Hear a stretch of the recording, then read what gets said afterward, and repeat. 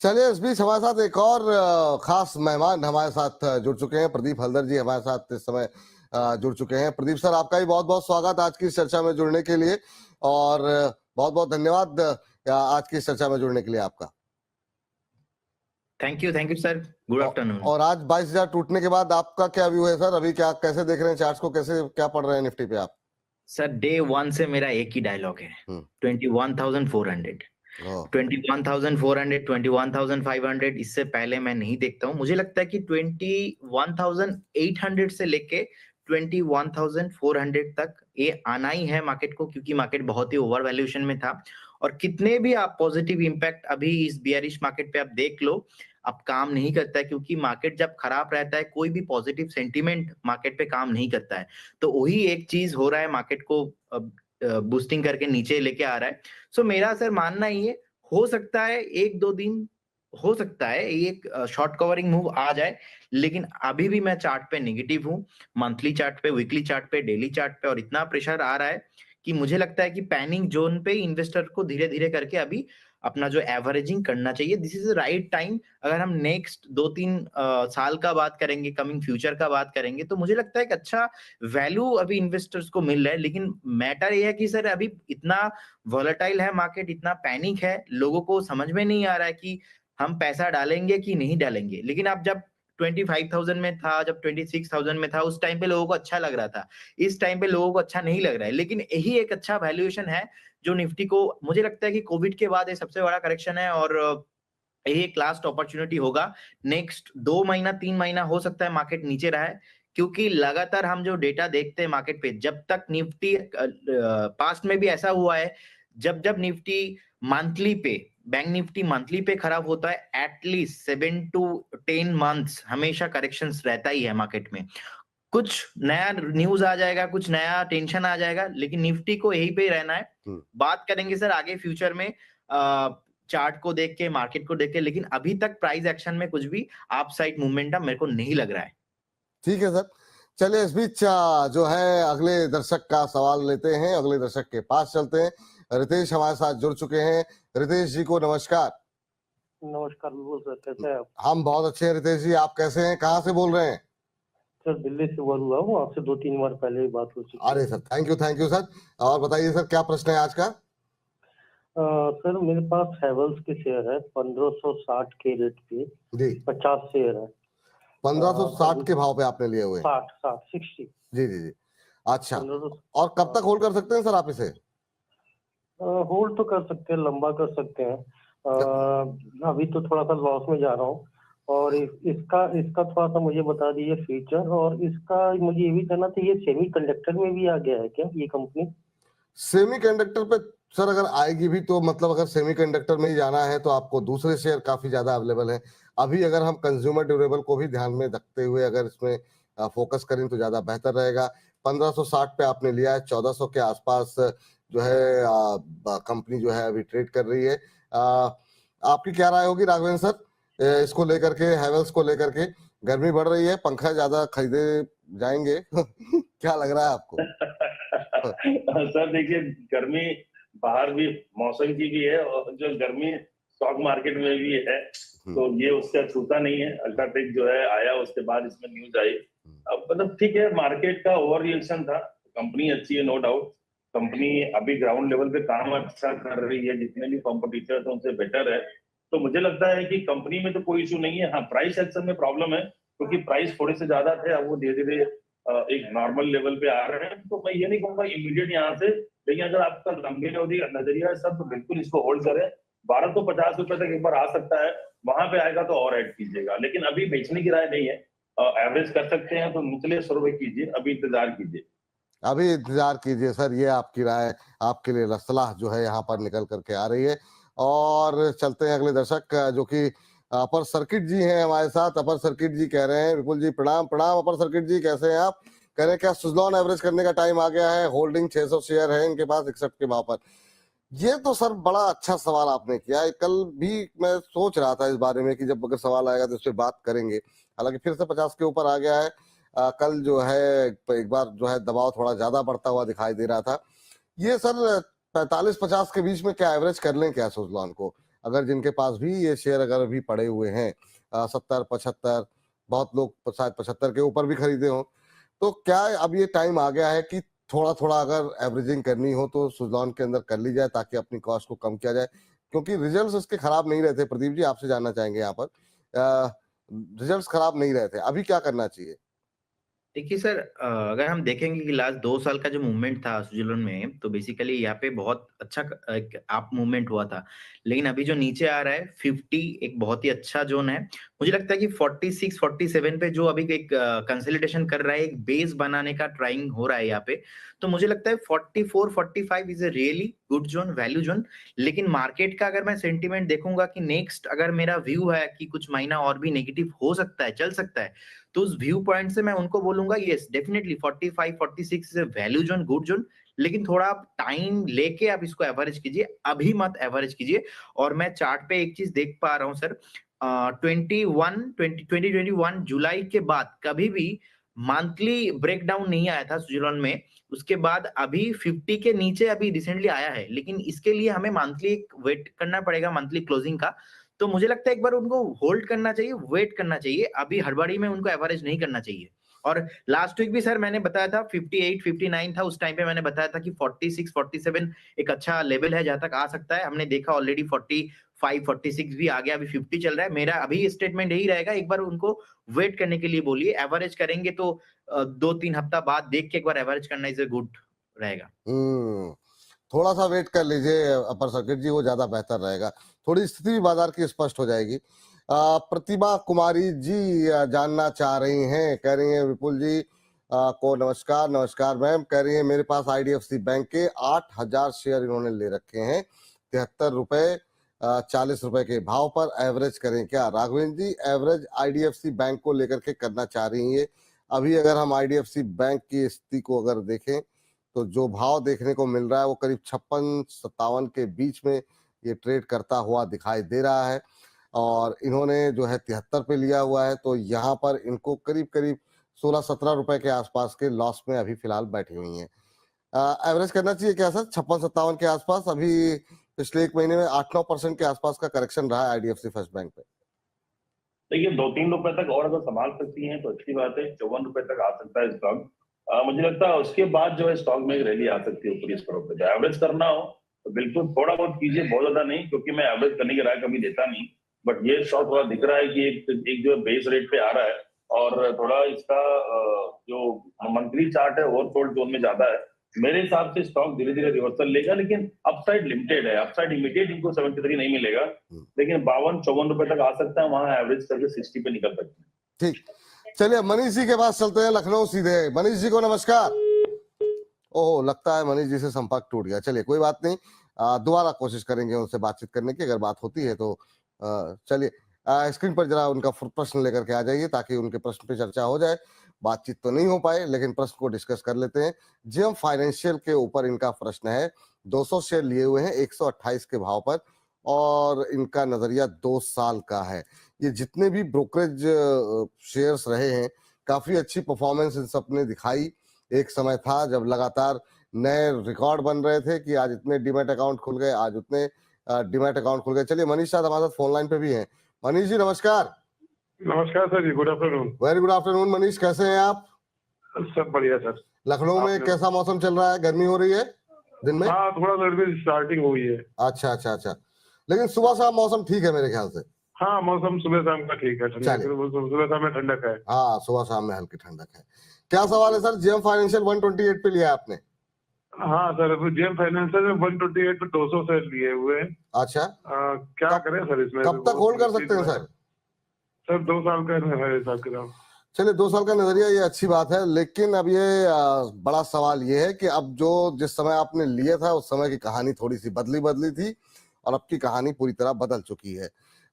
ये मैं बातचीत वही कर रहा था कि लगातार जो है हम खबरें सुन रहे थे कि इतने डीमैट अकाउंट खुल गए, शेयर भी चल रहे थे, नतीजे भी अच्छे आ रहे थे।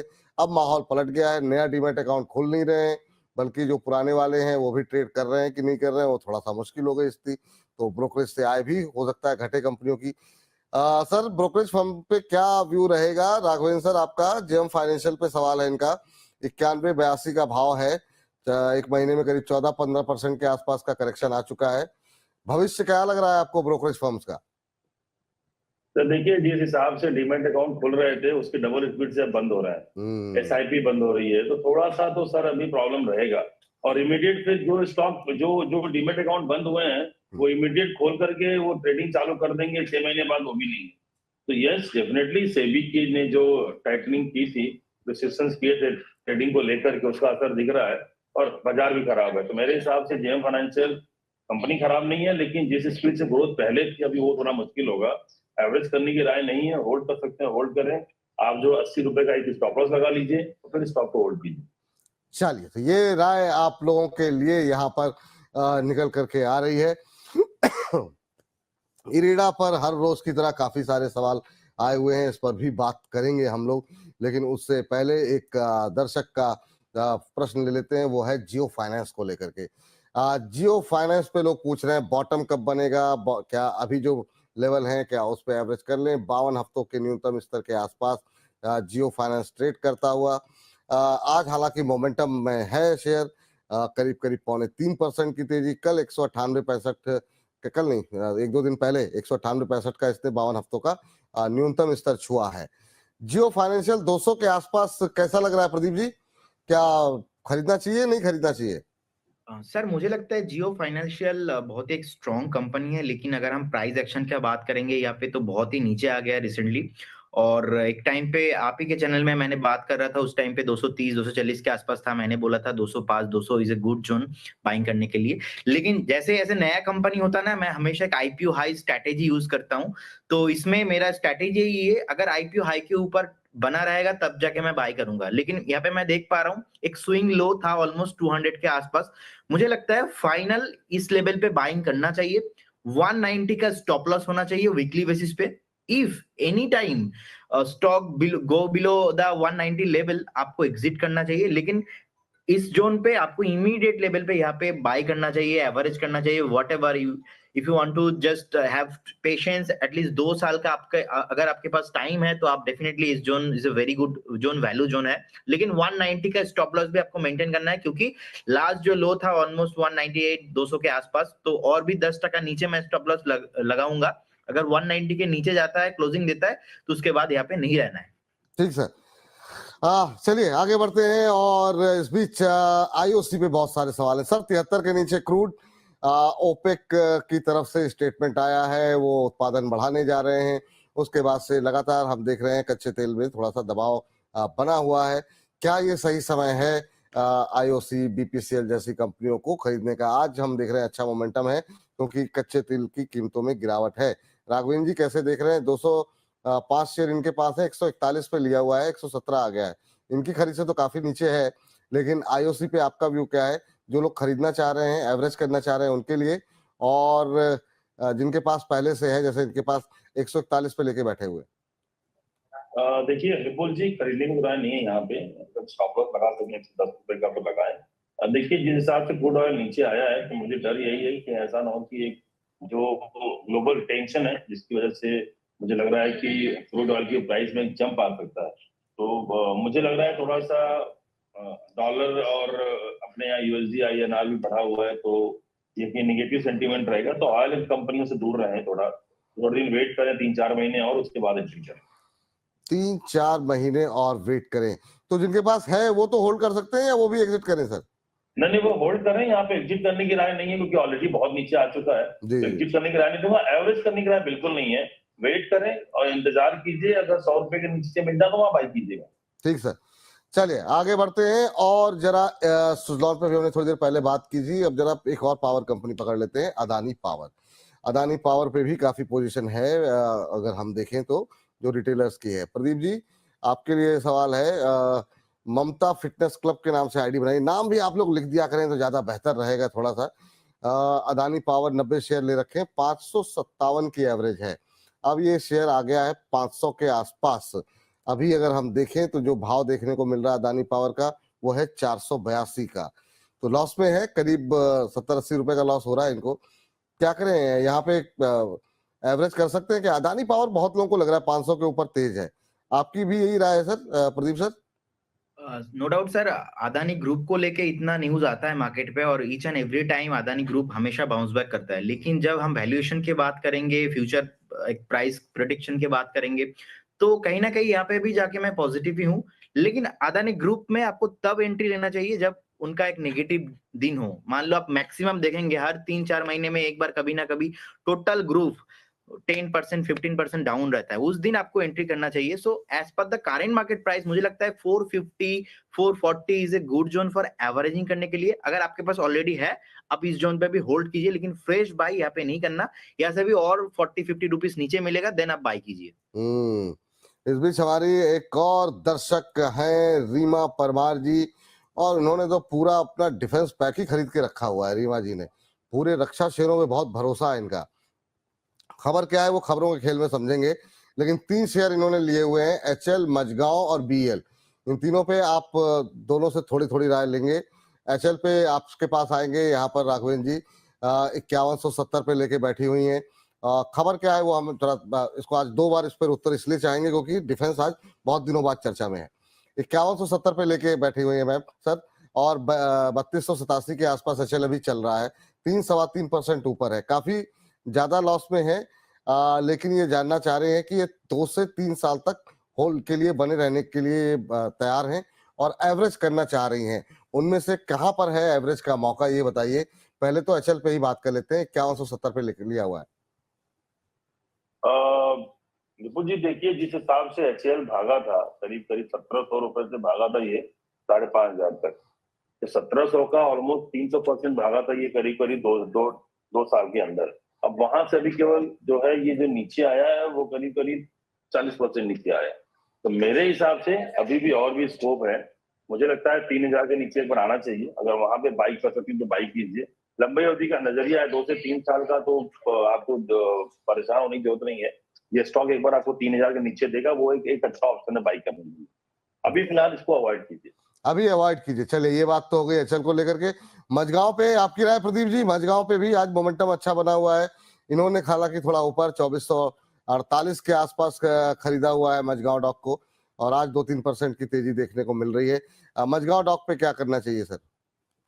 सर ओवरऑल डिफेंस सेक्टर को लेके ही मैं पॉजिटिव हूँ, लेकिन जो वैल्यूएशन इंक्रीज हुआ था बहुत हाई पे, उस टाइम पे प्राइस एडजस्ट नहीं हो रहा था मेरा एनालिसिस से। लेकिन इस पॉइंट ऑफ व्यू से अभी के लिए मुझे लगता है वैल्यूएशन बहुत ही ठीक ठाक है, और मुझे लगता है 2175 2173 के आसपास चल रहा है अभी। मुझे लगता है एक बार अगर आपको यहाँ से 30-40 रुपीज नीचे मिलता है तो आपको वेट नहीं करना चाहिए, क्योंकि बहुत नीचे ऑलरेडी आ गया है। इंटायर आप देखेंगे जब म्यूचुअल फंड लॉन्च हुआ था, एचडीएफसी डिफेंस फंड मोतीलाल का एक लॉन्च हुआ था, उस टाइम पे बहुत हाई था।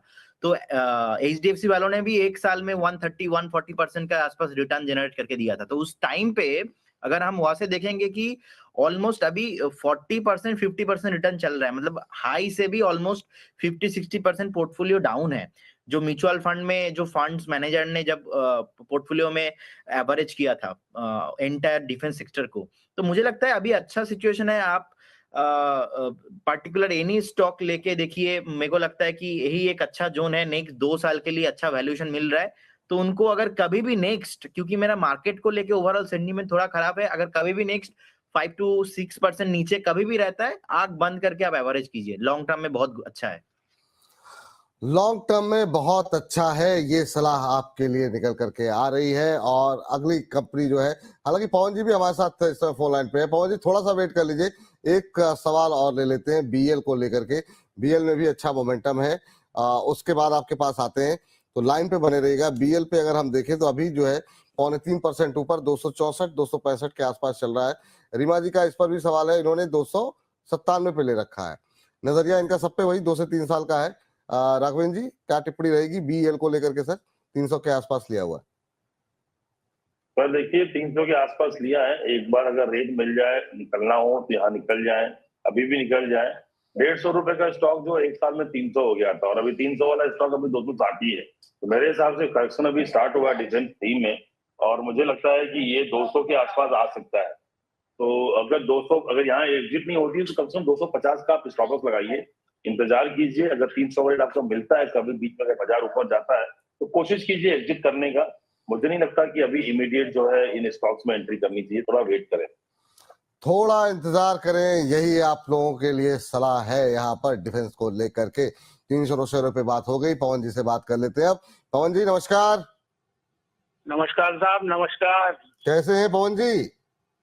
अरे आपकी आवाज सुन ली, आवाज सुनने के लिए तरस गए थे, काफी दिनों से सवाल भेजना है। अरे आज आपने सवाल ले लिया, बड़ी कृपा करिए हमारी। अरे पवन जी माफी चाहते हैं कि आपको इंतजार करना पड़ा, ये मंच आपका ही अरे है सर। नहीं सर, हमारा सवाल आपने ले लिया, बहुत है। तो क्या करते हैं सर आप, कहाँ से बोल रहे हैं पहले बताइए जरा। मैं साहब बरेली से बोल रहा हूँ, ओ, बरेली उत्तर प्रदेश। बरेली उत्तर प्रदेश, वाह वाह, कभी जबरदस्त जगह से बोल रहे हैं सर आप। मतलब क्या ही बोला जाए बरेली के बारे में, तो मतलब गाने बन गए तो उसके बारे में क्या ही टिप्पणी की जाए सर, है ना। अभी भी वहां पे सुनते हैं, झुमके गिरते रहते हैं। बताइए सर क्या करते हैं आप? मेरा साहब लकड़ी का और काम है और फर्नीचर का शोरूम है मेरा। अच्छा बहुत बढ़िया सर। तो चलिए नोएडा में कभी हमको फर्नीचर की आवश्यकता होगी सर, आपसे संपर्क करेंगे फिर। अरे बिल्कुल बिल्कुल, नोएडा दिल्ली तो आना जाना लगा रहता है। बिल्कुल बिल्कुल सर, बताइए क्या सवाल है सर। भाई साहब, मैंने लगभग 15 जनवरी के आसपास स्पंदना स्फूर्ति, एक अपने CNBC आवाज पे केडिया साहब आते हैं, जी जी जी, उनकी बात सुन के जी 300 शेयर ले लिए थे, 350 के नाम पे एवरेज है मेरे वो। अच्छा अच्छा अच्छा। और अब क्या सोच के लिए थे, कितने समय तक के लिए लिए थे आपने? सोच के तो कुछ नहीं, अब जितना भी रखना पड़ेगा रख लेंगे। अच्छा, अभी तो सर अब ये तो हो गई मजबूरी वाली बात कि अब फंस गए हैं तो फिर जो है लॉस में कैसे निकले, ये वाली बात तो हो गई। 100 रुपए पर शेयर का लॉस हो रहा है, 350 के आसपास की खरीद है, 251-52 का भाव देखने को मिल रहा है। तो अभी क्या किया जाए प्रदीप जी, आप बताएंगे। आधे % नीचे है और 251-52 का लेवल देखने को मिल रहा है। 100 रुपए का लॉस पर शेयर इनको हो रहा है। अब कह रहे हैं कि रुक तो सकते हैं, मतलब दबाव में लग रहा है कि मन है इनका। ओके, देखिए प्रोमोटर का जो होल्डिंग है, मैं थोड़ा फंडामेंटली बता देता हूँ। लास्ट क्वार्टर में ऑलमोस्ट 7.25% के आसपास डिक्रीज हुआ है और कंपनी का रिटर्न ऑन इक्विटी भी देखेंगे लगातार लास्ट 3 साल से ना माइनस नेगेटिव है, 0.6% के आसपास। मार्केट कैप भी ज्यादा नहीं है, 1800 करोड़ के आसपास मार्केट कैप है। नीट लॉस भी पोस्ट किया है ऑलमोस्ट 425 करोड़ के आसपास। तो fundamentally I am not align with this company, क्योंकि फंडामेंटल अच्छा ही नहीं है। जिसका एक जिंदगी का आत्मा, मतलब हमारे इंसान का एक ही चीज होता है, वो है अंदर के आत्मा। अगर आत्मा ही ठीक ठाक नहीं चलेगा तो अल्टीमेटली मैं जिंदा नहीं रहूंगा ना। तो एक कंपनी का आत्मा होता है सेल्स, सेल्स ही नहीं है। सेल्स लगातार डिक्रीज हो रहा है और जो खुद प्रोमोटर है अपना 8% प्रोमोटर होल्डिंग डिक्रीज करके बैठा है। मतलब प्रोमोटर को खुद के कंपनी के ऊपर कॉन्फिडेंस नहीं है। और रही बात चार्ट की, टेक्निकल में लगातार मैं देख पा रहा हूँ एक सपोर्ट था 540 के आसपास, मंथली सपोर्ट था, वो भी टूट चुका है। 300 के आसपास सपोर्ट था, वो भी टूट चुका है। और एक शॉर्ट टर्म में सपोर्ट था वो है 290 के आसपास, वो भी ब्रेक हो चुका है। तो मेरे को लग रहा है कि इस कंपनी में कोई अभी चीज ऐसा कुछ तो है नहीं कि रहने का। और सेम चीज है सर, जितने भी लो था ऑलमोस्ट 52 वीक लो के आसपास आ चुका है। अब जैसे ही कोई भी कंपनी 52 वीक लो के आसपास आ जाता है, अगर उसका प्रीवियस कुछ बैकग्राउंड नहीं है, हिस्ट्री नहीं है, so as per the my personal opinion ऐसे कंपनी में आपको रहना नहीं है। चाहे वो किसी का भी कुछ भी व्यू हो जाए, आपको रहना नहीं है। तो 250 अभी चल रहा है, मुझे लगता है अगर कंपनी 280 के ऊपर सस्टेन करेगा, उस टाइम पे हो सकता है थोड़ा बहुत ऊपर मिलेगा, लेकिन 280 के ऊपर जब तक सस्टेन नहीं करता आपको रहना नहीं है इस काउंटर पे। ठीक है सर, ये राय स्पंदना स्फूर्ति के ऊपर निकल करके आ रही है। और हमारे एक दर्शक हैं सर प्रदीप जी, वो आपसे ही सवाल पूछना चाह रहे हैं। कह रहे हैं कि विपुल सर और प्रदीप सर को नमस्ते। कह रहे हैं कोई एक शेयर में हम मंथली SIP करना चाहते हैं, वो कौन सा हो सकता है? कह रहे हैं सर बंगाली में बोलिएगा प्रदीप सर को कि वो बोल दें तो बड़ी मेहरबानी होगी। तो वो बंगाली भाषा में आपसे सुनना चाह रहे हैं, तो उनको बंगाली में जवाब दे दीजिए। अगर कोई शेयर ऐसा आपको लग रहा है जहां पर SIP करनी चाहिए, थोड़े थोड़े पैसे हर महीने वो डालना चाह रहे हैं किसी एक शेयर में। স্যার মুঝে লাগতা है कि first of all thank you so much. अगर वो भी কলকাতা से है तो আমিও বাংলায় বলতে পছন্দ করব। তো রিলায়েন্স ইন্ডাস্ট্রি এমন একটা শেয়ার, যে শেয়ারটা লাস্ট বিভিন্ন কয়েক ডিকেড ধরে ইনভেস্টরদের অনেক রিটার্ন দিয়ে গেছে। রিসেন্টলি কারেকশনস হচ্ছে এবং এই কারেকশনের মধ্যে one of the major stake যেটা রাখছে রিলায়েন্স ইন্ডাস্ট্রি, মার্কেট নিফটিকে নিচে নিয়ে আসছে। তো আমার মনে হয় যে রিলায়েন্স ইন্ডাস্ট্রির এখন যে অ্যাট্রাকটিভ ভ্যালুয়েশন রয়েছে 1162 1160 আশেপাশে ট্রেডিং হচ্ছে, আমার মনে হয় this is a perfect zone for buying Reliance industry. Long টার্মের জন্য আপনি রিলায়েন্স ইন্ডাস্ট্রি এভরি মান্থে 2টো 4টে 5টা 6টা যেরকম আপনার ক্যাপাসিটি আছে আপনি হোল্ড করতে পারেন, কারণ এখানে লং টার্মে আপনি प्राइसও অ্যাপ্রিসিয়েশন পাবেন এবং डिविडेंडও আপনি ভালো পাবেন। सो रिलायंस इंडस्ट्री सर मेरे तरफ से बस आपने इतना बोल दिया था, सब समझ में आ गया हमको। मतलब ऐसा नहीं है कि थोड़ा बहुत हम भी पकड़ लेते हैं ना, और इतनी शानदार भाषा है। तो मतलब जो मैं बोल रहा हूँ मुझे बता दीजिए गलत तो नहीं बोला कहीं। रिलायंस इंडस्ट्रीज अच्छा लग रहा है, काफी करेक्शन आ चुका है, एसआईपी के लिए बढ़िया शेयर है। 1160 के आसपास जो है आप उसमें जो है एसआईपी थोड़ा थोड़ा करके खरीद सकते हैं। आगे चल के आपको एप्रिसिएशन भी मिलेगा, साथ साथ डिविडेंड भी मिल सकते हैं। डिविडेंड तो कंपनी देती है, उसका भी लाभ मिलेगा। सही कह रहे हैं प्रदीप जी? 100% आपने तो सही बोला पूरा लाइन। बस ये मतलब ऐसा थोड़ी दिल से दिल के तार जुड़े हुए हैं सर। चलिए इस बीच जो है अगले दर्शक का सवाल लेते हैं, और जो है अगले दर्शक नितिन यादव जी हैं। सर राघवेंद्र जी कह रहे हैं कि अदानी विल्मर में 110 शेयर इनके पास हैं 650 रुपए पर। कह रहे हैं सर जी फुस हो गया है ये शेयर, क्या लॉन्ग टर्म में होल्ड कर सकता हूं या अभी एवरेज करें, क्या करें? हम स्टॉक में इसमें क्या कर सकते हैं? क्या हम स्टॉक और म्यूचुअल फंड को एवरेज कर सकते हैं? बिल्कुल एवरेज कर सकते हैं। म्यूचुअल फंड में एवरेज नहीं करते हैं, म्यूचुअल फंड में हाँ, उसको भी आप एवरेज ही बोल सकते हैं कि आप जैसे अब गिरता बाजार है, बहुत लोग के एसआईपी बंद कर रहे हैं, बहुत लोग पैनिक में है। एसआईपी बंद करने के बजाय आप अपनी एसआईपी बिल्कुल चालू रखें। आपको जो यूनिट्स मिलती हैं वो पहले के मुकाबले ज्यादा मिलती हैं, और बाजार की दिशा को देख करके एसआईपी शुरू या बंद नहीं की जाती है। कोशिश ये कीजिए कि एक लॉन्ग टर्म गोल रखिए अपना, किस लिए आप पैसे डाल रहे थे। अगर वो गोल अगर 5 से 7 साल से ऊपर का गोल रखिए, 4-5 साल से ऊपर का, और उस आधार पर निर्णय लीजिए। म्यूचुअल फंड के एसआईपी इस तरीके से बंद मत किया कीजिए, अगर गलत फंड नहीं है तो। अगर सही फंड में सही निर्णय आपका है तो। चलिए अब टिप्पणी जरा अदानी विल्मर पे लेते हैं, और सर इनके प्रश्न का उत्तर दीजिए आप जरा। राघवेंद्र जी, नितिन यादव जी हैं, क्या सलाह देंगे इनको आप? देखिए यादव जी, जिस हिसाब से आपने अडानी विल्मर लिया है और जिस हिसाब से इसका स्ट्रक्चर बना है, स्टॉक तो बहुत खराब हो चुका है। इन्फ्लेटेड वैल्यूएशन पे स्टॉक भागा 500-600, और वो वहां से ऊपर भी गया लेकिन टिक नहीं पाया। और जिस हिसाब से अडानी विल्मर ने ऑयल जो मार्केट वहां से एग्जिट किया है, तो मुझे कंपनी के भविष्य में थोड़ी चिंता हो रही है कि आगे जाकर भी कहाँ पे और क्या करने वाले हैं। तो खुद को इनको अपने ऊपर जो है भरोसा नहीं है, कॉन्फिडेंस नहीं है। तो मुझे लगता है अभी अगर आप इसमें से निकल सकते हो तो निकल जाएं, या 220 रुपए का स्टॉप लॉस दे दें, क्योंकि आपका कैपिटल ऑलरेडी आधा हो चुका है। आप इसकी जगह किसी और कंपनी में निवेश कर सकते हैं अडानी विल्मर के अलावा, क्योंकि अडानी ग्रुप में मुझे सिर्फ एक कंपनी है अडानी पोर्ट जो थोड़ी अच्छी लगती है। वो एक थोड़ा है जो मुझे लगता है कि कंपनी जो है एक्चुअल लेवल पे काम करती है। अगर आप वहां शिफ्ट करना चाहते तो वहां शिफ्ट कर सकते हैं। 200-250 रुपए का जो आपका नुकसान है वो वहां से निकल सकता है। चलिए तो ये राय है। अब सर जरा थोड़ी सी टिप्पणी जो है मैं चाहूंगा राघवेंद्र जी, जरा इरेडा पे कर दीजिए आप, इरेडा पे कर दीजिए, और दूसरी एक जो मोमेंटम बन रहा है IRFC और RVNL पे कर दीजिए। ये दो PSUs को लेके काफी सवाल है, काफी दिन से कॉलर के चक्कर में थोड़ा सा मिस हो गया, लेकिन सवालों की झड़ लगी, लोग कह रहे हैं इस पर बात नहीं कर रहे।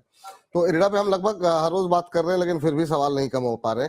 तो इरेडा में अभी क्या करें, क्या यहाँ पर कैसा लग रहा है सर राघवेंद्र जी? और दूसरा रेलवे को लेकर के आपका व्यू, रिटेल पार्टिसिपेशन बहुत है यहाँ पर। सर देखिए, जिस हिसाब से पिछले 2 साल में ये रेलवे और एनर्जी और डिफेंस की थीम बेची गई मार्केट में, पूरे इन्वेस्टर उसमें जो ट्रैप हो चुके हैं, क्योंकि लोगों ने स्टार्टिंग में निवेश नहीं किया, और वो जाते जाते जो एकदम आखिरी लेवल था जहां से स्टॉक ने रिवर्स लिया, वहां पे निवेश किया है, इसलिए सब के सब अटके हुए हैं। अब ये इमीडिएट इनको एग्जिट नहीं मिलेगा, मुझे लगता है थोड़ा टाइम लगेगा। मुझे लगता है 1.5 साल इनको रुकना पड़ेगा, फिर इन स्टॉक्स में जो है इनको एग्जिट मिलेगा। तो मेरे हिसाब से अगर अभी निकल सकते हैं आधी पोजीशन, तो आधी पोजीशन निकालिए। कई जो नई थीम है, जैसे मैंने आपके चैनल पे बात किया था पिछले हफ्ते, वाटर वेस्ट मैनेजमेंट थीम, ये थीम पे काम कर रही है गवर्नमेंट, उस पर एक बार देख सकते हैं। तो मेरे हिसाब से नई थीम पे जाइए, क्योंकि अब ये थीम जो एनर्जी और जो रेलवे वाली है थोड़ी सी रुकेगी, और मेरे हिसाब से थोड़ा सा अभी यहाँ पे मुझे 1-2 साल का ब्रेक लग रहा है। इमीडिएट तो मुझे रैली कोई दिख नहीं रही है। मुझे लगता है थोड़ी जो भी, चाहे वो इरडा हो, चाहे आईआरसीटीसी हो, चाहे आईआरएफसी हो, या कोई भी स्टॉक ले ले आप, रेलवे का, डिफेंस का, एनर्जी का, चाहे आरईसी, पीएफसी, ये सारे थीम जो है ना, क्या होता है, एक जो साइकिल होता है, वो साइकिल में ऑलरेडी बहुत बढ़ चुका है ये, मतलब डबल ट्रिपल 4 गुना हो चुके हैं स्टॉक। अब वहां से नीचे आ रहे हैं, अब वो लोग ऊपरी लेवल पे जाके ट्रैप हो चुके हैं। इमीडिएट इनको एग्जिट मिलना मुश्किल है मेरे हिसाब से। साल 1.5 साल का इनको अभी इंतजार करना पड़ेगा, तब जाकर के ये यहाँ से स्टॉक धीरे धीरे ऊपर जाएंगे। तो मेरे हिसाब से अगर 2 साल 3 साल का नजरिया है, स्टॉक को होल्ड कीजिए, एवरेज करना हो, और यहाँ से 10-15% अगर नीचे आता तो एवरेज कीजिए। ठीक। और सर जिनको फ्रेश एंट्री लेनी हो उनके लिए कोई गुंजाइश है साल 1.5 साल के लिए, अगर वो खरीदना चाह रहे हैं तो? बिल्कुल, जिनको अगर जो यहाँ से व्यू उनका है कि 2 साल तक होल्ड करना है, तो बिल्कुल मौका देगा, ट्रेडिंग का अपॉर्चुनिटी मिलेगा। आप 2% 3% नीचे स्टॉप लॉस से 10% ऊपर टारगेट, ट्रेडिंग के लिए अच्छी अपॉर्चुनिटी मिलेगी, वो आप इसमें करिए। लेकिन लंबी अवधि का अगर निवेशक है तो थोड़ा इंतजार करें, और भी नीचे आ सकते हैं स्टॉक से। एक सवाल आया है राइट्स को लेकर के, प्रदीप जी आपकी टिप्पणी क्या होगी? एक और ये भी रेलवे की जुड़ी कंपनी है, 350 के भाव पर लेकर के बैठे हुए हैं राइट्स का शेयर, ध्रुव कुमार पांडे जी हैं। क्या टिप्पणी करेंगे सर राइट्स को लेकर के? सर मुझे लगता है कि अभी 200 के आसपास जो ट्रेड हो रहा है, मुझे लगता है एक बार आपको 185 एंड 180 के आसपास मिल सकता है, क्योंकि पूरे एक सेक्टर ही नीचे आ रहा है। तो अगर आपको फ्रेश बाई करना है, सो राइट्स को फ्रेश बाई करने का सलाह मेरा नहीं रहेगा। उसके अलावा RVNL is good for me, because 325 320 चल रहा है अभी। मेरे को लगता है कि एक बार 305 310 आएगा तो आप लॉन्ग टर्म के लिए 1 से 1.5 साल के टाइम के लिए आप ले सकते हो। राइट्स के लिए मुझे लगता है आपको एक बार 180 185 दिखेंगे, तो उस टाइम पे आके अगर आपके पास है तो एवरेज कर सकते हो, लेकिन बेटर रहेगा आरवीएनएल। बेटर रहेगा आरवीएनएल, ये राय निकल के आ रही है। चलिए, हमारे साथ सलीम खान साहब हमारे साथ जुड़ चुके हैं, महाराष्ट्र से हैं। खान साहब नमस्कार, अस्सलाम वालेकुम। वालेकुम अस्सलाम। कैसे हैं सर आप? खैरियत से आप? हम तो बिल्कुल खैरियत। अल्हम्दुलिल्लाह, बिल्कुल जी, बहुत बढ़िया हूँ। अच्छा, वैसे ही आप? असल में गिरावट में मैं आईटी सेक्टर को देख रहा था, तो नवंबर महीने में, सितंबर महीने में मुझे सब महंगा लग रहा था। हाँ। अभी आईटी सेक्टर में मुझे सोनाटा सॉफ्टवेयर बहुत पसंद आ रहा है। अच्छा। तो मैं इसमें लंबी अवधि के लिए इसको खरीदना चाहता हूँ। अच्छा। और लगभग 2 लाख रुपए के स्टॉक खरीदना चाहता हूँ। 2 लाख तो रुपए? क्या ये सही समय है या मैं और थोड़ी गिरावट का इंतजार करूँ? ठीक सर, सवाल आपका, जी सवाल आपका बहुत अच्छा है, लेकिन अब समस्या ये आ रही है, आईटी सबसे सेफ बेट मानी जा रही थी कि यूएस में कुछ भी होगा, आईटी पे असर नहीं होगा, लेकिन हम देख रहे हैं कि सबसे ज्यादा आईटी टूट रहा है। कल भी आईटी के अंदर नैस्डैक में बड़ी गिरावट देखने को मिली है।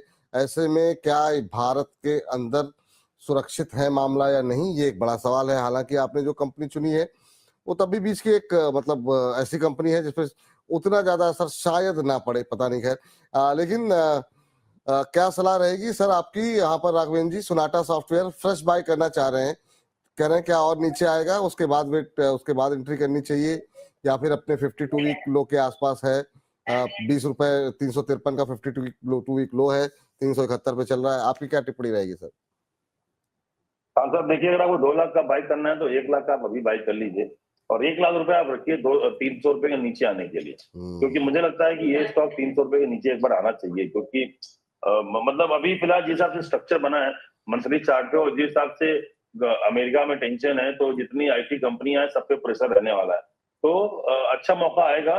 बट मेरे हिसाब से अगर आपको बाई करना है, मैं तो बोलूंगा अभी आप बाई मत कीजिए, वेट कीजिए। लेकिन अगर बाई करना है, क्योंकि देखिए बॉटम पकड़ पाना बहुत मुश्किल है, तो आप 50,000 रुपए का अभी ले लीजिए, 50,000 थोड़ा सा और नीचे मिले तब लीजिए, और 1 लाख रुपए आप रखिए जो 300 रुपए के नीचे आता है, 250 300 में, तो वहां बाई कीजिए। उम्मीद करते हैं सर आपको प्रश्न का उत्तर मिल गया होगा कि थोड़ा थोड़ा खरीदना है, और कहीं पर भी जहां पर फंडामेंटल अच्छे हो वहां पर भी एकदम से सारे पैसे मत लगा दिए।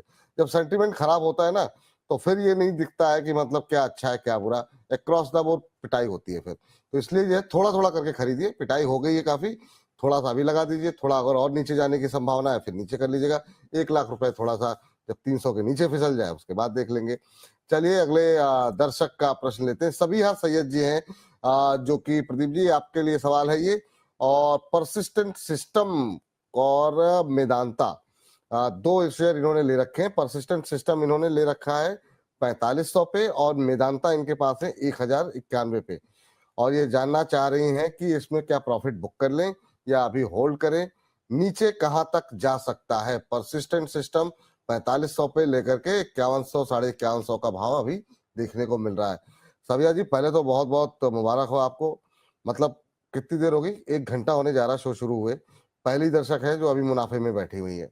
बाकी लोगों को या तो लॉस हो रहा है या तो लोग एवरेज करना चाह रहे हैं या फिर फ्रेश एंट्री लेना चाह रहे हैं। तो पहले तो मुबारक हो आपको। सर क्या टिप्पणी होगी प्रदीप सर आपकी? सर देखिए, मुझे लगता है कि ओवरऑल जो आईटी सेक्टर को लेके आप बात कर रहे थे, परसिस्टेंट सिस्टम आईटी के अंदर ही आता है। सो मुझे लगता है आईटी में अगर आप मंथली बेसिस देखेंगे ना, एक काप एंड हैंडल पैटर्न बना था, तो उसके ऊपर ब्रेकआउट आया है। सो ब्रेकआउट आने के बाद जो ये जो लास्ट 1-2 हफ्ते में न्यूज सेंटीमेंट खराब हुआ है, इसके चलते अभी नीचे आ रहा है। कल भी हमने देखा था कि बहुत नीचे आया, आज भी ऑलमोस्ट 0.25% के आसपास नीचे आया, तो इसीलिए ना थोड़ा परसिस्टेंट सिस्टम नीचे आ रहा है। मेरे को लगता है सर और थोड़ा नीचे आना चाहिए, क्योंकि बॉटम नियर पे तो कहीं नहीं दिख रहा है चार्ट पे। ऑलमोस्ट 4580 4600 के आसपास ही बॉटम है, तो वहां तक आने का हाई पॉसिबिलिटीज है। लेकिन लॉन्ग टर्म चार्ट में मैं पॉजिटिव हूँ। मेरे को लगता है अगर आप मिनिमम आपके पास 1.5 साल 2 साल है तो आप होल्ड कीजिए, नेक्स्ट फ्यूचर बेटर ही होगा। और आपको एक स्टॉप लॉस भी मेंटेन करना है, क्योंकि क्या पता नेक्स्ट अगर सेंटीमेंट भी खराब हो जाए तो आपको 4200 का एक स्टॉप लॉस भी मेंटेन करना है। जी। और दूसरी कंपनी मेदांता भी थी सर इनके पास। वेदांता मेदांता, हाँ बिल्कुल, 1091 पे ले रखा है। इसका नाम मैं बता देता हूँ किस नाम से अभी ये आपको मिलेगा। और मेदांता, ग्लोबल हेल्थ हाँ लिमिटेड। ग्लोबल हेल्थ, बिल्कुल बिल्कुल सही पकड़े हाँ, सर। मुझे लगता है 1206 के सर, आसपास चल रहा है। मुझे लगता है ग्लोबल हेल्थ में एक जो सपोर्ट था, एक बॉटम बना लिया है। ऑलमोस्ट जितना नीचे आना था आ गया है। ऑलमोस्ट 950 के अराउंड इसका एक सपोर्ट था, बेस था मंथली बेसिस पे। अगर हम वीकली बेसिस पे भी एक बार देखेंगे कि ऑलमोस्ट एक रिसेंटली ब्रेकआउट आया है 1150 के ऊपर, तो अभी 1206 1210 के आसपास ट्रेडिंग हो रहा है। मेरे को लगता है कि नेक्स्ट जो रेसिस्टेंस है वो 1370 के आसपास है, तो उनको होल्ड करना चाहिए। अच्छा कंपनी है, लॉन्ग टर्म में मुझे लगता है यहाँ से बढ़िया प्राइस एप्रिसिएशन उनको मिलेंगे। इस बीच जो है लव फ्रॉम कोलकाता आ रहा है सोहेल जी का। राघवेंद्र जी आप उत्तर दीजिए जरा इसका, उसके बाद से चलते हैं। और इनके इनके जो है 2 सवाल हैं, दोनों ही मतलब इन्होंने टेक्सटाइल ही ले रखा है। सियाराम सिल्क मिल्क ले रखा है, एक वर्धमान टेक्सटाइल अच्छा लेना चाह रहे हैं। कह रहे हैं कि अभी सियाराम सिल्क मिल्क और वर्धमान टेक्सटाइल में से कौन सा बेटर होगा। 2 साल के लिए ये लेना चाह रहे हैं सोहेल ज्ञान जी, और एंट्री प्राइस जानना चाह रहे हैं। और कह रहे हैं कोलकाता से प्यार भेज रहे हैं हम लोगों को, और यहाँ हम लोग दिल्ली से और नोएडा से बहुत सारा प्यार आप लोगों को भेज रहे हैं, पूरे कोलकाता और पूरे देश भर में। राघवेंद्र जी क्या टिप्पणी होगी सर? टेक्सटाइल का भविष्य क्या लग रहा है? बांग्लादेश वाली क्राइसिस हुई थी तो लगा था कि टेक्सटाइल में अच्छी तेजी आएगी, एक बार 1-2 दिन शेयर चले भी, लेकिन वो सस्टेन नहीं कर पाए। आपकी टिप्पणी क्या होगी सर? बिल्कुल, दोनों शेयर को भी अवॉइड करें। जिस हिसाब से स्ट्रक्चर बना है मुझे बहुत अच्छा अपसाइड दिख नहीं रहा है। थोड़ा सा और अगर देखते हैं, पहले बेस अभी नहीं बना है क्योंकि वॉल्यूम बहुत कम है, और मुझे लग रहा है कि अभी फिलहाल अवॉइड कीजिए दोनों शेयरों को। दोनों ही शेयरों को फिलहाल के लिए अवॉइड कीजिए। भविष्य में कोई संभावनाएं बनेगी तो इसी मंच पे आपको फिर बताया जाएगा कि कहां पर अपॉर्चुनिटी बन रही है टेक्सटाइल के अंदर। चलिए अब जरा हमारे खास एक सेगमेंट का रुख कर लेते हैं, और खास तौर से मिड कैप और स्मॉल कैप में जो पिटाई हो रही है उसके कुछ आंकड़े लेकर के हमारे साथ हमारे सहयोगी हर्ष जुड़ चुके हैं। हर्ष के पास चलते हैं, खासतौर से मिड कैप पे उनकी नजरें हैं।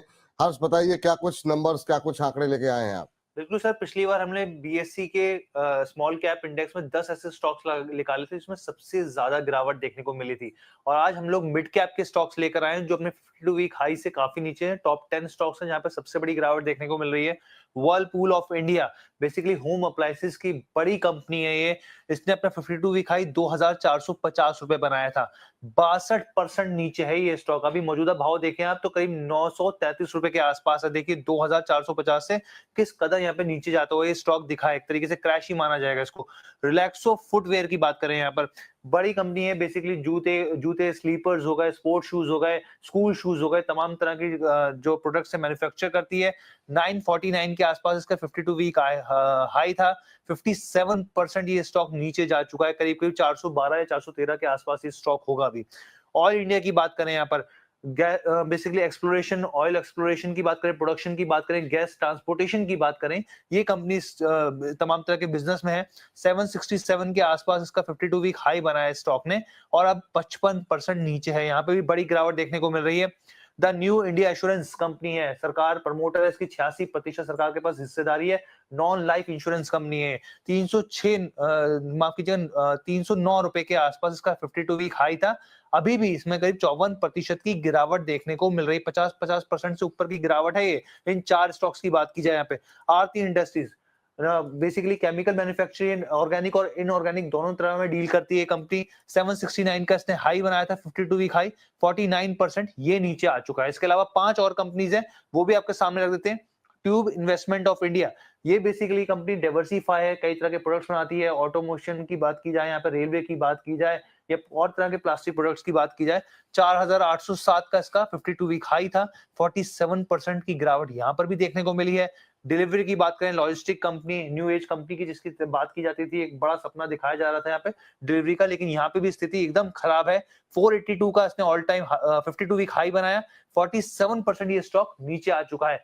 बड़ी गिरावट इडा तो हम सब जानते हैं रिटेल निवेशकों का किस तरीके से पसंदीदा स्टॉक रहा है। 310 सबके आंखों में एक तारा बन के घुमा, देखा हमने 310 का, इसने अपना 52 वीक हाई बनाया और उसके बाद से 40% नीचे ये शेयर भी यहाँ पर कारोबार करता हुआ दिख रहा है। सुप्रीम इंडस्ट्री प्लास्टिक प्रोडक्ट्स की बड़ी कंपनी है, काफी अच्छा मार्केट शेयर है इसका, 6482 का इसका 52 वीक हाई है, 46% ये नीचे आ चुका है स्टॉक। इसके अलावा रेल विकास निगम, रेलवे की थीम पे तो सबने बैट लगाई यहाँ पर, और ये हाल देखिए आपके सामने, 647 का इसने 52 वीक हाई बना, 45% स्टॉक यहाँ पर भी नीचे। तो ये ऐसे 10 मिड कैप स्टॉक्स हैं जहां पर बहुत बड़ी गिरावट देखने को मिली। पिछली बार जब आप ये नंबर्स लेके आए थे स्मॉल कैप पे ना जी, तो उसमें ज्यादातर कई सारे शेयर ऐसे थे जिनके या तो नाम लोगों के परिचित नहीं थे और समझ में नहीं आ रहा था उसमें स्ट्रेटजी क्या होनी चाहिए। लेकिन ये जो 10 शेयर आप लेकर के आए हैं, मुझे लगता है कि इनमें से आधे से ज्यादा ऐसे होंगे जो हमारे रिटेल निवेशकों के पोर्टफोलियो में का हिस्सा होंगे ही होंगे। जिसमें एक नाम आपने इरिडा का लिया, आरवीएन का लिया, वर्लपूल का लिया, ये तमाम वो शेयर हैं जो कि ट्रेंड में रहते हैं और लोगों के पास पोर्टफोलियो में पड़े हुए हैं और लोगों के काफी जो है नुकसान यहाँ पर होता हुआ दिखाई दे रहा है। अब बड़ी समस्या ये है कि यहाँ पे करें तो करें क्या, क्योंकि नुकसान तो हो रहा है। इसके लिए हमारे पास बैठे हैं दो एक्सपर्ट, जरा उनके जरा नजरिया लेते हैं, दोनों का ही नजरिया लेकर के आते हैं और जरा स्क्रीन पर जरा वो तमाम कंपनियों के नाम स्क्रीन पर दिखाते रहिए ताकि जो हमारे दर्शक हैं उनको भी पता लगता रहे कि उनके पोर्टफोलियो का हिस्सा ये है या नहीं है। अब जैसे ऑयल इंडिया है, न्यू इंडिया इंश्योरेंस है, इंश्योरेंस ने हालांकि थोड़ा सा परेशान पहले भी कर रहा था, यहाँ पे थोड़ा सा एक समस्या रहती है इंश्योरेंस को लेकर के, लेकिन रिलैक्सो फुटवेयर जो कि भाई अब इस बार बजट में फोकस करा गया कंजम्पशन थीम पे, आप फोकस कीजिए। ये सब कंजम्पशन से जुड़ी हुई कंपनियां हैं, रिलैक्सो हो गया, वर्लपूल हो गया। क्या करना चाहिए सर? ये जो 5 कंपनियां स्क्रीन पर है, आप दोनों से एक एक टिप्पणी छोटी छोटी लेंगे पहले इन 5 कंपनियों पे। इनमें से कोई कंपनी ऐसी दिखाई दे रही है जो आपको पसंद आ रही हो? शुरुआत राघवेंद्र जी आपसे करना चाहेंगे। ये जो Whirlpool of India, Relaxo, oil India, new India insurance, Aarti industries जो कि 50 से लेकर के 62% तक इस समय नीचे इस समय ट्रेड करते हुए दिखाई दे रहे हैं अपने उच्चतम स्तर से, क्या कहीं पर कोई एवरेजिंग जिसके पोर्टफोलियो में हो उसके लिए, या फ्रेश बाइंग की अपॉर्चुनिटी कहां पर दिखाई दे रही है?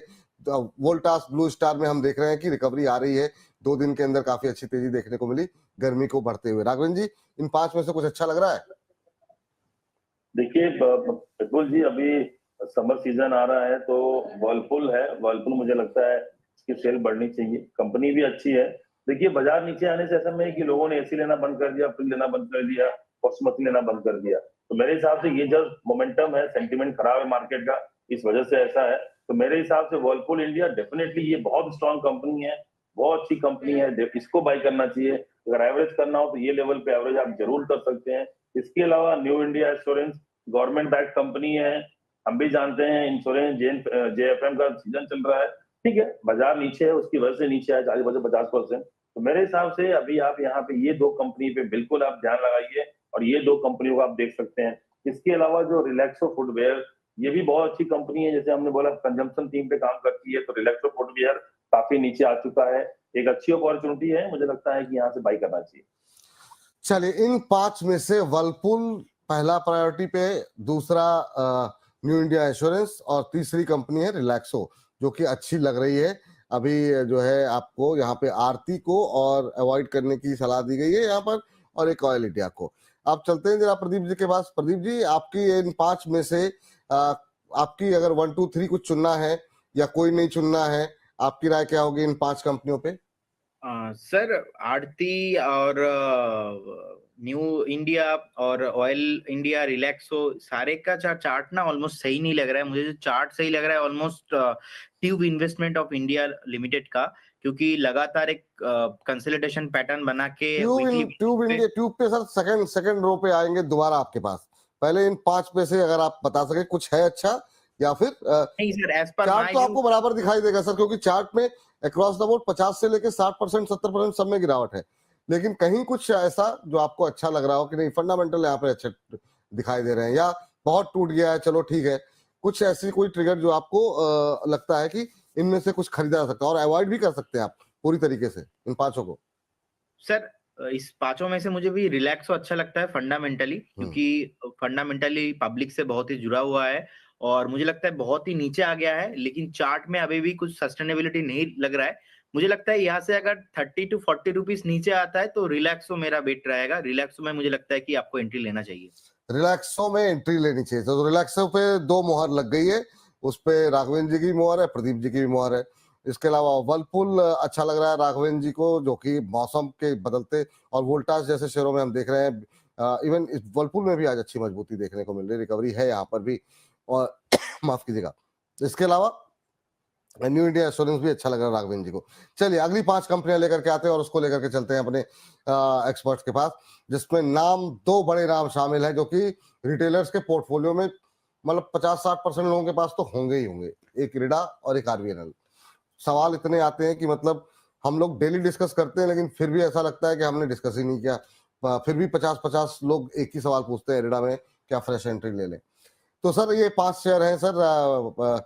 राघवेंद्र सर आपसे जानना चाहेंगे, इन 5 में से कहीं कोई गुंजाइश है जो पोर्टफोलियो में या तो एवरेज कर सके या फ्रेश बाइंग के लिए? देखिए विपुल जी, ये जो 5 स्टॉक हैं ये मुझे लगता है सबके पास होगा, स्पेशली जो रेलवे स्टॉक है, क्योंकि रेलवे की थीम, जैसे मैंने बोला कुछ देर पहले अभी, कि रेलवे, एनर्जी और डिफेंस की थीम ऐसी बेची गई, लगा कि मतलब आज के आज ही हम जो है सबसे ज्यादा ट्रेन बना देंगे, हमारी इंफ्रास्ट्रक्चर ऐसी हो जाएगी कि हमारा रिवेन्यू 10 गुना हो जाएगा, डिफेंस में हम ऐसे बॉम्ब बनाएंगे कि अमेरिका भी हमसे जो है इंपोर्ट करेगा है। मतलब ऐसा लग रहा था कि हम चांद पे आ जाएंगे। मतलब गजब का जो है ये थीम बेचा गया भाई। मतलब चाहे वो म्यूचुअल फंड वाले हो, चाहे कोई एनालिस्ट हो, मतलब कोई ये नहीं सोचता है कि 2 साल के बाद क्या होगा। अरे जो कंपनी टैंक बना रही है वो केवल अकेली कंपनी जो बना रही है टैंक, और क्या हर 6 महीने बाद वो लिया जाएगा टैंक? अरे आप 2 साल 3 साल के बाद हम अगले 5 साल के पीक को भी हम आज ही डिस्काउंट कर रहे थे। रेलवे में तो ऐसा हो गया था कि लग रहा था कि बुलेट ट्रेन सिर्फ इंडिया में है, पूरी दुनिया में, और कहीं इंडिया के अलावा कहीं जाएगा नहीं बुलेट ट्रेन। मतलब वो बात तो आपकी सही है सर, ये बात तो सही है कि मतलब 5-5 गुना 6-6 गुना जिस तरीके से चले, और ये आपने बात सही की। कोई लॉजिक नहीं था उसके पीछे। और हम लोग जब किसी को बता रहे थे, लोग हम पे चढ़ रहे थे कि यार आपको कुछ आता ही नहीं है। अब समझ में आ रहा है सबको, जब जो स्टॉक 600 रुपए का स्टॉक जब 100 रुपए हो गया, तो आप किसी को अगर सर 6 महीना पहले अगर आपने किसी को बोल दिया होगा कि सर आप इस स्टॉक में प्रॉफिट बुक कर लो, तो आपसे बड़ा कोई दुश्मन उसका नहीं होगा।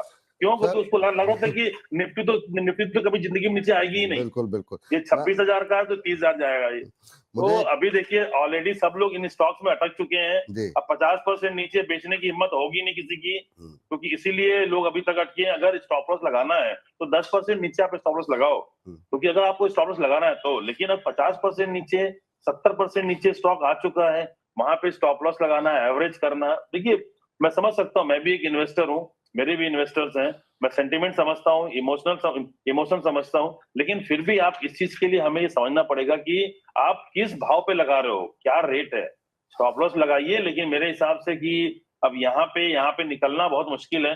एवरेज करने की राय तो बिल्कुल नहीं दूंगा, क्योंकि इंतजार कीजिए, ऑलरेडी आप अटके हुए हैं, गड्ढे में जाएंगे और गड्ढा खोदने की जरूरत बिल्कुल नहीं है। कुछ अच्छे स्टॉक्स भी हैं, मैं ये नहीं कह रहा हूँ सारे स्टॉक खराब हैं, लेकिन वैल्यूएशन नाम की भी कोई चीज है जो अब सामने आ रही है। नहीं, आपने उदाहरण बहुत अच्छा दिया। और मुझे याद है ओला की शायद लिस्टिंग हुई थी, एक किसी जानने वाले ने कहीं देख करके प्रोग्राम वगैरह, उन्होंने मुझे कॉल किया और उन्होंने पूछा कि अब ये ओला ले लें, तो हमने कहा कि नहीं काफी भाग गया है, अभी रहने दीजिए, बाद में देखा कहने आपको पता नहीं है दिवाली के अंदर इतनी बिक्री हो जाए। उन्होंने इतने नंबर मुझे गिना दिया, मुझे लगा कि मुझे तो कुछ आता ही नहीं है, और उन्होंने 150 के आसपास, उन्होंने 150 के आसपास खरीदा और मुझे बोला कि ये जो है 300 350 तक जाएगा दिवाली पर। अब दिवाली कब गई, अब आप होली आने जा रही है, मुझे लगता है उन्होंने 150 पौने 200 पे 150 के आसपास शायद लिया था, अब 150 पे लेकर के आप बताइए 50 रुपए का शेयर रह गया, तो आदमी को सही वाकई में लगता है कि आप सामने वाला बेवकूफ है, क्योंकि उस समय थी भी स्थिति ऐसी कि आप कुछ भी खरीद रहे थे, वो चल रहा था, उसके लिए बिल्कुल, आपको किसी बिल्कुल, ज्ञान की आवश्यकता नहीं विपुल थी। जी विपुल जी, देखिए इस मार्केट में पिछले 4 सालों में पैसा उन लोगों ने बनाया जिन्होंने दिमाग नहीं लगाया। बात जिन सही लोगों ने दिमाग लगाया वो बेचारे साइड में बैठे रह गए इंतजार में।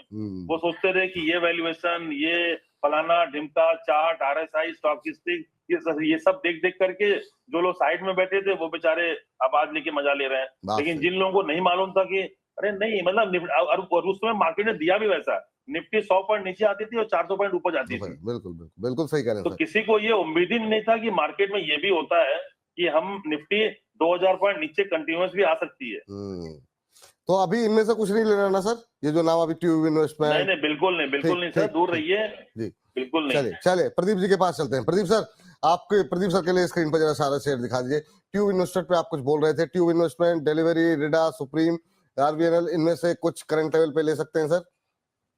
सर ऑब्वियसली RVNL और IRFC को लेके मैंने बता दिया था कुछ टाइम पहले, और ट्यूब इन्वेस्टमेंट को लेके लगातार लास्ट ना कुछ सालों से अच्छा रिटर्न दिया और ऊपर से भी टॉप बना के नीचे आया। तो मुझे लगता है शॉर्ट टर्म जितने भी करेक्शंस था ना वो कंप्लीट हो चुका, और फंडामेंटल भी बहुत अच्छा कंपनी है। 50 ऑलमोस्ट 2 करोड़ के आसपास मार्केट कैप है, 1100 करोड़ के आसपास प्रॉफिटेबिलिटी है। लगातार लास्ट अगर आप 3 साल का ROE ट्रैक देखेंगे वो भी अच्छा है, 38.3% के साथ लास्ट 5 साल से प्रॉफिट ग्रोथ हुआ है। और जो करेक्शंस हुआ था मुझे लगता है वो शॉर्ट टर्म में तो चला गया है। अगर किसी को एवरेज करना है और फ्रेश बाय भी करना है तो tube investment of India limited मुझे लगता है कि करंट CMP से बहुत ही अट्रैक्टिव वैल्यूएशन है। नेक्स्ट टारगेट होना चाहिए 3500, उसके बाद 3700 टारगेट होना चाहिए। 3700 एंड 3500 इज माय टारगेट, और विद स्टॉप लॉस ऑफ अभी जो चल रहा है 2740, मुझे लगता है एक बार आपका स्टॉप लॉस होना चाहिए 2450।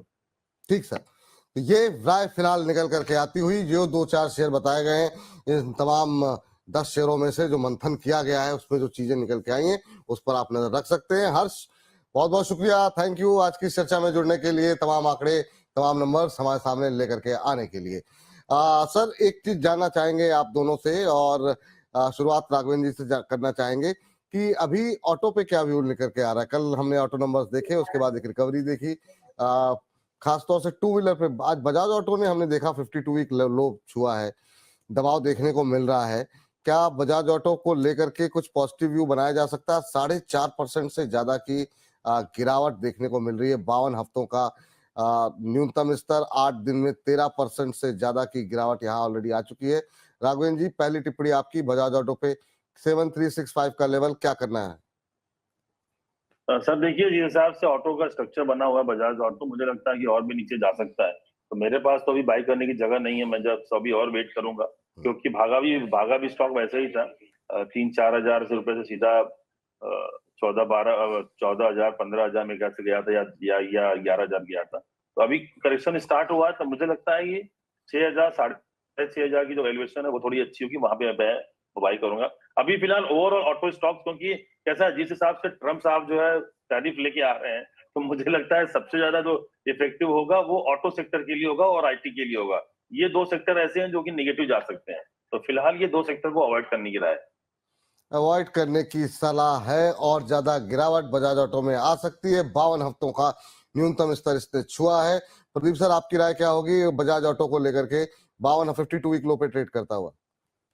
Same view sir, Raghavan sir के साथ ही मैं जाना चाहूंगा, क्योंकि चार्ट में तो सर अभी कभी ये सपोर्ट नहीं है, और मुझे लगता है करेक्शन तो अभी स्टार्ट ही हुआ है और भी पॉसिबिलिटीज है। मिनिमम 6,500 तक तो आना ही है, 6,500 6,700 तक तो आना है, चार्ट पे सपोर्ट भी नहीं है।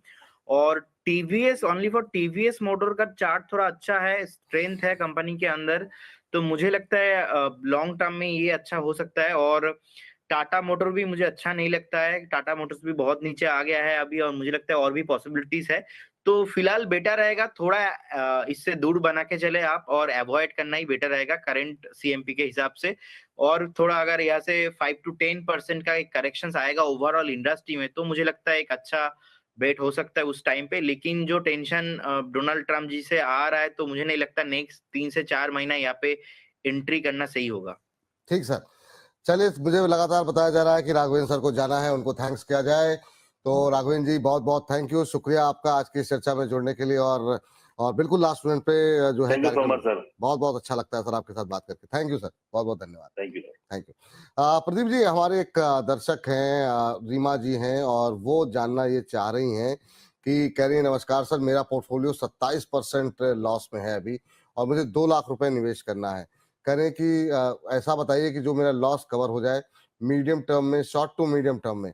क्या ये समय ऐसा है कि जिस समय हम अपने लॉस को कवर करने के लिए 2-4 महीने के लिए किसी एक शेयर पे भरोसा करके पैसे लगाएं? आपकी सलाह क्या रहेगी रीना परमार के लिए, और रीना परमार जी जैसी और भी बाकी महिलाओं के लिए जो या पुरुषों के लिए, जो निवेशकों के लिए जो अभी चाह रहे हैं कि तुरंत 1-2 लाख रुपए अभी लॉस में है, 2-4 लाख रुपए पड़े हुए हैं, इसको लगा दो, 2-4 महीने में सारे लॉस कवर हो जाएंगे? सर ऐसा तो पॉसिबल नहीं है 2-4 महीने में उनको लॉस रिकवर हो जाएगा, ऐसा तो मेरे को मार्केट नहीं लग रहा है। और रही बात अगर इन्वेस्टमेंट का, उनको अच्छा ब्लू चिप स्टॉक में ही अभी वैल्यू जहां पे मिलेगा वहां पे इन्वेस्ट करना है। लाइक आप रेलवे सेक्टर से ले लो आरवीएनएल, मुझे लगता है कि एक अच्छा खासा डाउनफॉल हो चुका है, यहाँ से भी अगर आपको कभी भी 5% नीचे मिलता है तो आप ले लीजिए। रिलायंस इंडस्ट्री अच्छा है, रिलायंस इंडस्ट्री करेंट सीएमपी से ही आप अपना जो है बाइंग स्टार्ट कर सकते हो आप। डिफेंस में एचएएल को आप ले लो। तो ऐसे करके आप एवरेज कीजिए, लेकिन आपका व्यू 2 से 3 महीना नहीं होना चाहिए, क्योंकि 2 से 3 महीना नेक्स्ट मार्केट परफॉर्म नहीं करेगा। जब जब निफ्टी मार्केट मंथली बेसिस पे नेगेटिव हुआ है, 7-8 महीना खराब रहता ही है, हर बार हुआ है।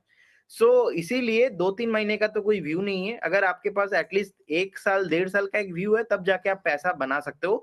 और अगर आपको 2 लाख इन्वेस्ट ही करना है, तो मेरा एडवाइस यही रहेगा, पहले आप नेक्स्ट तो 2 वीक होने वाला है, बहुत ही इंपॉर्टेंट, और नेक्स्ट 2 हफ्ता थोड़ा बैठ जाइए, शांति से देखिए, कुछ मत कीजिए, क्योंकि कभी-कभी कुछ करने से बेटर होता है कुछ ना करना। कभी-कभी कुछ ना करना ज्यादा बेहतर होता है कुछ करने से। ये बिल्कुल बात सही कही आपने, और इसी के साथ अब शुरू करते हैं खबरों का खेल।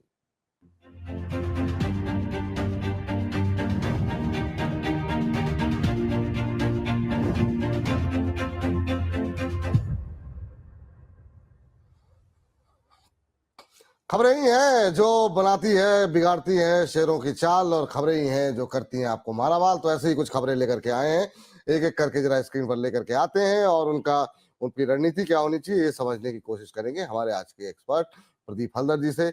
स्क्रीन पर लेकर के आइए आज की पहली खबर, डिफेंस स्टॉक्स। जी हाँ, डिफेंस स्टॉक्स में जरा फिर से एक बार जरा शुरू से दिखा दीजिए।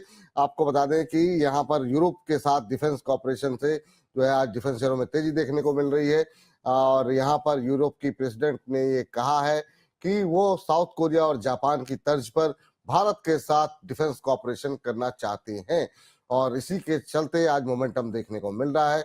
यूरोप की प्रेसिडेंट ने कहा जापान साउथ कोरिया की तरह हो सकता है समझौता भारत के साथ, और साथ ही साथ यूरोपियन यूनियन का डिफेंस बजट भी बढ़ाने पर विचार हो रहा है।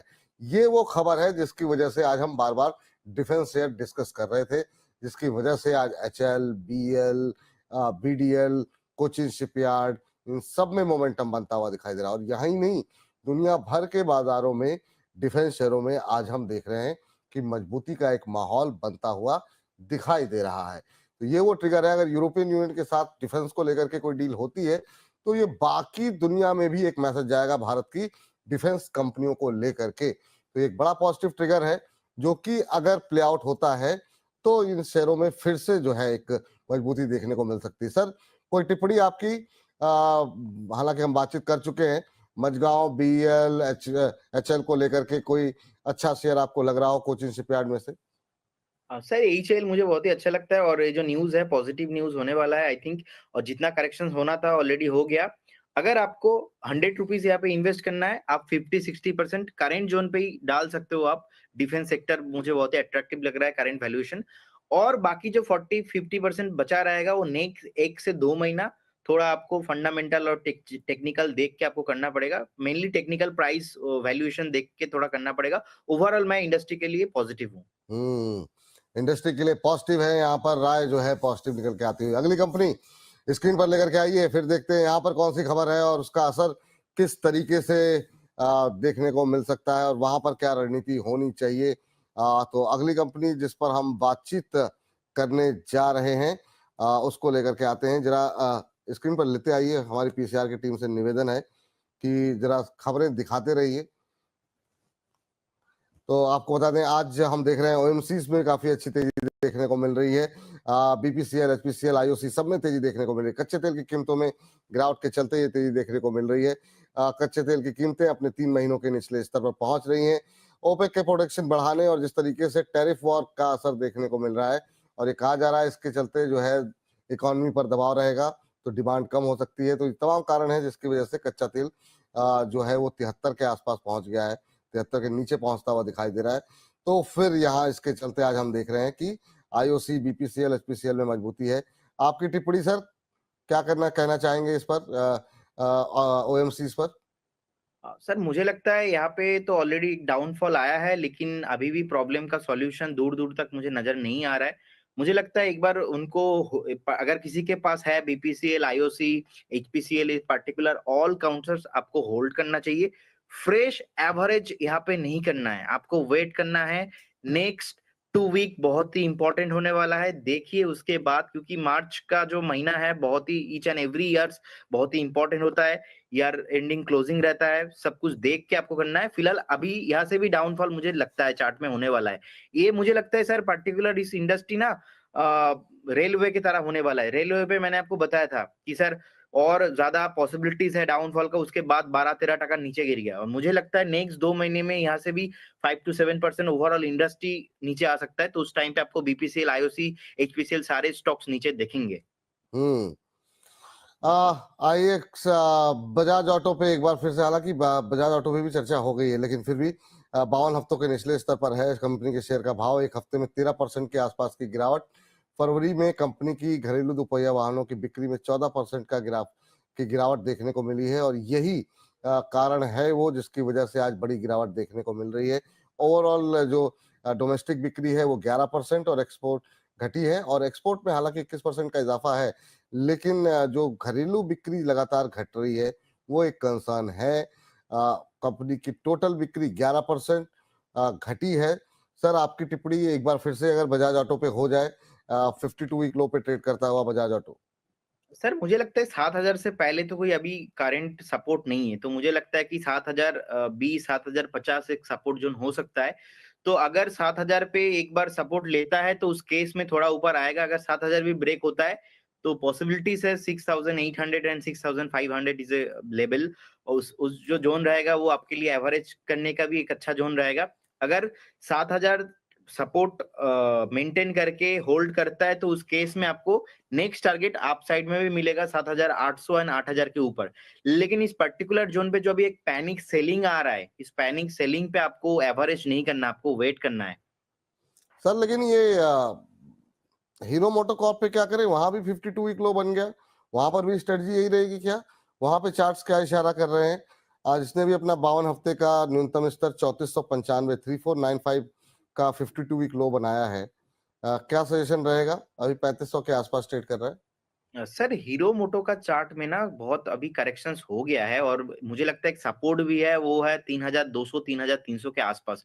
तो हीरो मोटो को अब मुझे ऐसे ज्यादा नीचे जाते नहीं लगता है, क्योंकि लास्ट पे जो 2020 2021 22 का एक बॉटम जोन है वो 3200 3100 के आसपास एक अच्छा खासा स्ट्रॉन्ग सपोर्ट है। तो मेरे को लगता है कि मैक्सिमम 3200 3100 तक आ सकता है, लेकिन बजाज ऑटो पे यहाँ से भी सर पॉसिबिलिटीज है बहुत ज्यादा नीचे चले जाए। चलिए अब 2 पावर कंपनियों में बात कर लेते हैं। माफ कीजिएगा। पहली है आईएक्स। यहाँ पर कंपनी का जो बिजनेस अपडेट आई है फरवरी को लेकर के, और कंपनी की जो टोटल बिजली कारोबार है उसके वॉल्यूम में 9% का इजाफा देखने को मिला है और ये जो है 9622 मिलियन यूनिट तक पहुंच गया है। इसके अलावा कंपनी का डीएम वॉल्यूम करीब 14% बढ़ गया है। साथ ही साथ real time electricity market volume जो है उसमें भी 23% का इजाफा देखने को मिला। तो फरवरी महीने का दरअसल बिजनेस अपडेट है, लेकिन ये अपडेट शेयर पे कोई खास असर नहीं डाल पाया। आज दबाव में ही देखने को मिल रहा है। का शेयर 1% के आसपास की गिरावट है। सर आईएक्स को लेकर के क्या व्यू है आपका? Sir 135 140 is a good zone, value zone, मुझे लगता है वहां तक आना चाहिए। और रही बात लॉन्ग टर्म में मैं पॉजिटिव हूँ। अच्छा खासा रिटर्न भी दिया है, लेकिन लास्ट 1-1.5 साल में परफॉर्म नहीं किया है। तो मुझे लगता है कि अगर डाउन होता है यहाँ से 135 के स्टॉप लॉस के साथ आपको होल्ड करना चाहिए। 135 138 तक आपको आएगा, तो आपको होल्ड करना है, टेंशन करने की ज्यादा बात नहीं है, कंपनी अच्छा है फंडामेंटली। चलिए इस बीच जो है अगली कंपनी लेकर के आते हैं, और अगली कंपनी जो है आरईसी, एक और पावर कंपनी से जुड़ी हुई कंपनी है, और जिस पर कि 7 मार्च को कंपनी की बोर्ड बैठक है। बोर्ड बैठक के अंदर FY25 के लिए मार्केट बोरोइंग कार्यक्रम की समीक्षा के लिए जो है ये बैठक बुलाई गई है। आपको बता दें कि CLSA ने आरईसी की रेटिंग को अपग्रेड किया है, और हालांकि कंपनी के जिस तरीके से डेट मैनेज हो रहा है उसको लेकर के जो है कंपनी ने ये रेटिंग बढ़ाई है, हालांकि टारगेट को घटा दिया है। आरईसी मोमेंटम में है सर, कल से ही मोमेंटम में है। आरईसी पे अभी क्या करना चाहिए, और खास तौर से अभी हम लोग वर्लपूल जैसी कंपनियों की बात कर रहे थे, लेकिन हमने पावर की बात नहीं की। आरईसी कैसा लग रहा है? आरईसी और पीएफसी दोनों पे राय जानना चाहेंगे। क्या ये ऐसे कैंडिडेट हैं जो अभी यहाँ पर फ्रेश बाइंग की जा सकती है? यस डेफिनेटली, मुझे लगता है कि यहाँ पे ही सर एक फ्रेश बाइंग अपॉर्चुनिटी मिल रहा है। मुझे लगता है 355 इज ए स्टॉप लॉस होना चाहिए। अगर कोई भी आप बाय करना चाहते हो तो करंट CMP से आप RAC लिमिटेड को खरीद सकते हो। 390 के आसपास अभी चल रहा है, स्टॉप लॉस रहेगा 355, और मुझे लगता है कि पहला टारगेट जो होना चाहिए वो 420 एंड सेकंड टारगेट होना चाहिए आपका 480। लेकिन डिस्क्लेमर यही है सर, मार्केट खराब है, वैल्यूएशन अच्छा मिल रहा है, मतलब आपको इमीडिएटली लेवल पे आपको यहाँ से बाउंस बैक नहीं दिखेगा, लेकिन वैल्यूएशन अच्छा है। मंथली सपोर्ट जो है वो 355 के आसपास है, और लास्ट टाइम भी मंथली सपोर्ट नहीं तोड़ा है, तो यही एक इंडिकेशन है। क्योंकि हम एक बियरिश मार्केट पे ही ढूंढते हैं कि अच्छा वैल्यू स्टॉक और प्राइस करेक्शन भी अगर मिलता है तो RAC मुझे बहुत ही अच्छा लग रहा है। और टाटा पावर, अगर पावर की बात करें, टाटा पावर अभी भी और करेक्शंस बाकी है। Tata power fundamentally no doubt बहुत अच्छा कंपनी है, लेकिन मेरे को लगता है अभी तो 346 चल रहा है, मुझे लगता है कि 330 320 तक आ सकता है। और PFC राइट जी, PFC सर। ओके, PFC में मुझे लगता है कि सर यहाँ पे थोड़ा और गिरावट बाकी है। मेरे को लगता है कि 330 तक आ सकता है। PFC 380 चल रहा है अभी, तो मुझे लगता है कि मंथली सपोर्ट और भी थोड़ा दूर है, कि अगर कभी भी करेक्शंस हुआ तो 330 340 तक आ सकता है। लेकिन प्रेफर रहेगा सर REC लिमिटेड। मुझे लगता है कि एक सपोर्ट लेने के बाद एक मंथली कैंडल पे भी आप मूवमेंट हो रहा है, वीकली पे भी देखेंगे, दोनों हफ्ता एक सपोर्ट भी है, और धीरे धीरे RSI भी डाइवर्जेंस क्रिएट कर रहा है बुल साइड पे, तो पिक रहेगा REC। ठीक सर, चलिए इसी के साथ खबरों के खेल को यहीं पर करते हैं समाप्त।